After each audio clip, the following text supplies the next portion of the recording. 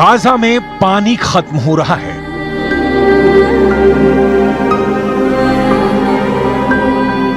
Gaza में खाना खत्म हो रहा है।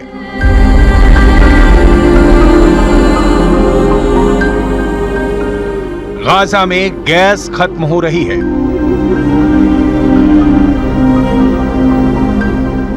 गाजा में बिजली खत्म हो चुकी है।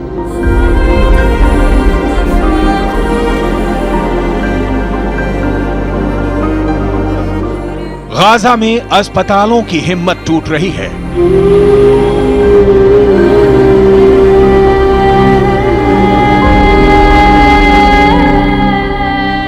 गाजा के मुर्दा घरों में लाशें ही लाशें हैं।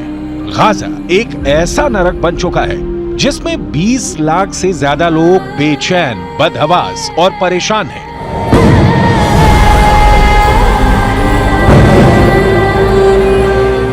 गाजा के लोग भागना चाहते हैं,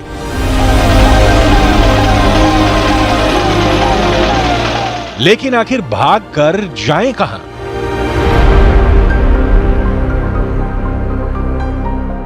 एक तरफ समंदर है, दूसरी तरफ इजराइल है।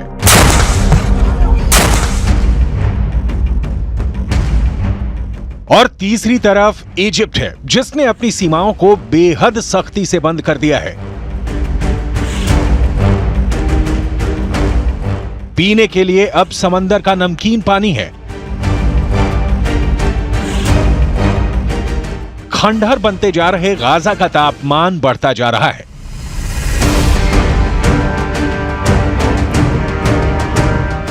हर एक छत हर एक दिन बीतने के साथ तबाह हो रही है।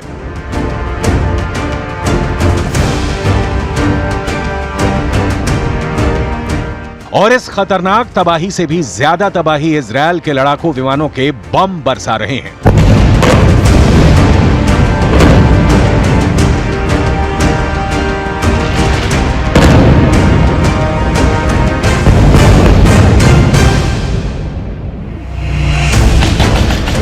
इन सबके बीच वेस्ट एशिया के अंदर इजराइल ने तूफान मचा दिया है।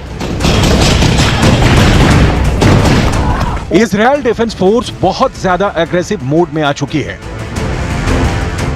गाजा पर हमले के लिए टैंकों की सेना तैयार हो चुकी है। इजराइल के उत्तर में लेबनान की सीमा पर हिजबुल्ला पर भी इजराइल डिफेंस फोर्स कहर बरपा रही है।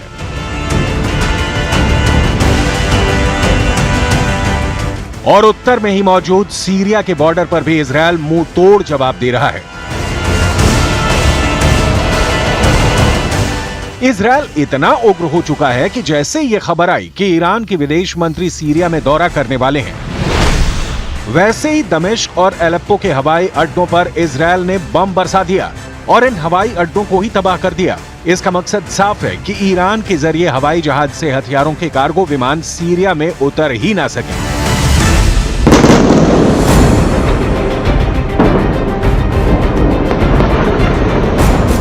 क्या वर्ल्ड वॉर शुरू हो चुका है? इस सवाल का जवाब बहुत सारे एक्सपर्ट्स हां में भी देने लगे हैं। लेकिन इस वर्ल्ड वॉर की धुरी गाजा पट्टी बन जाएगी, इसका अंदाजा किसी को नहीं था।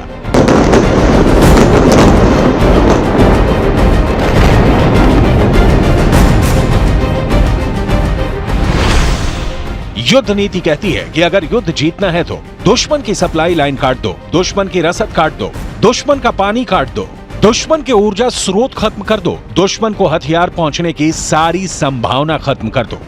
यही वजह है कि एक हफ्ते के करीब होने को है और गाजा के अंदर अब सारे सप्लाई रूट बंद हो चुके हैं। गाजा के अंदर इस वक्त के हालात ये हैं कि फिलिस्तीन के अरबी भाषा के अखबारों के मुताबिक गाजा में दवा की कमी 44% हो चुकी है। गाजा में बिजली की कमी 80% हो चुकी है।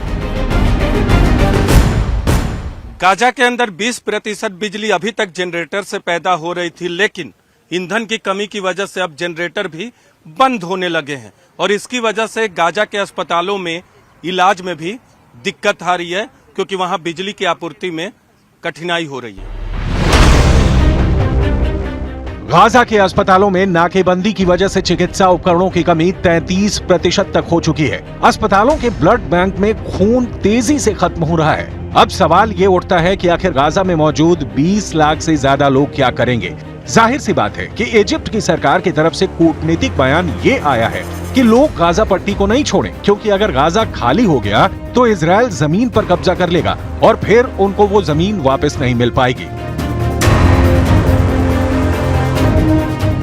ऐसे में अगर गाजा के लोग जहां हैं वहीं रहेंगे तो जाहिर सी बात है कि फिर ये गाजा के लोग या तो ह्यूमन शील्ड बनेंगे, यानी मानव कवच बन जाएंगे, जिसका इस्तेमाल या तो हमास के लड़ाके करेंगे या फिर ये लोग भी युद्ध में शामिल हो सकते हैं। इस आशंका से इनकार नहीं किया जा सकता है कि हमास गाजा के लोगों को भी युद्ध लड़ने के लिए मजबूर कर दे।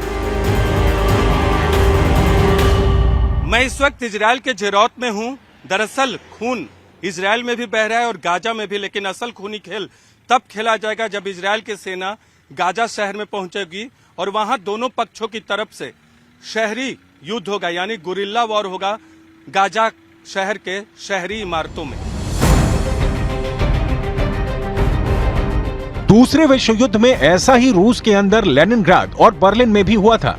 ये एक अर्बन वॉरफेयर था जिसमें लेनिनग्राद और बर्लिन के अंदर इमारतों के अंदर से खूनी जंग लड़ी जा रही थी।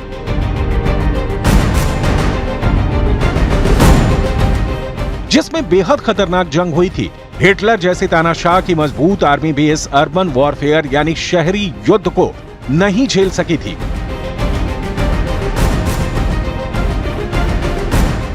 और कुछ ऐसा ही युद्ध अब गाजा के अंदर होने जा रहा है।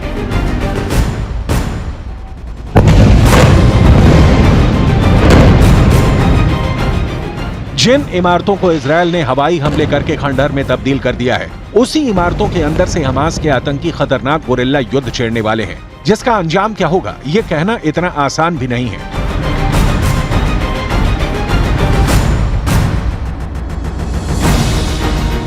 फिलहाल स्थिति ये है कि इजरायल की फोर्स इंतजार करेगी कि जब तक गाजा के अंदर बिजली, पानी और खाने की कमी से हाहाकार न मच जाए। हमास के आतंकियों को भूखा ही मार देना इजरायल की पहली स्ट्रेटजी है।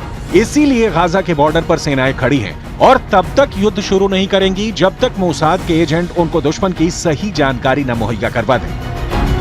और इसीलिए ये युद्ध अभी लंबा खींचेगा, क्योंकि गाजा के अंदर घुसकर वहां सुरंगों में घुसे आतंकियों के जाल में फंस जाने का डर भी इजरायल को है। यही वजह है कि इजरायल एक एक कदम फूंक फूंक कर रख रहा है। इजरायल इस बात को समझ चुका है कि गाजा की लड़ाई कठिन है, इसलिए इजरायल ने अपनी आर्मी की फुल स्ट्रेंथ बुला ली है।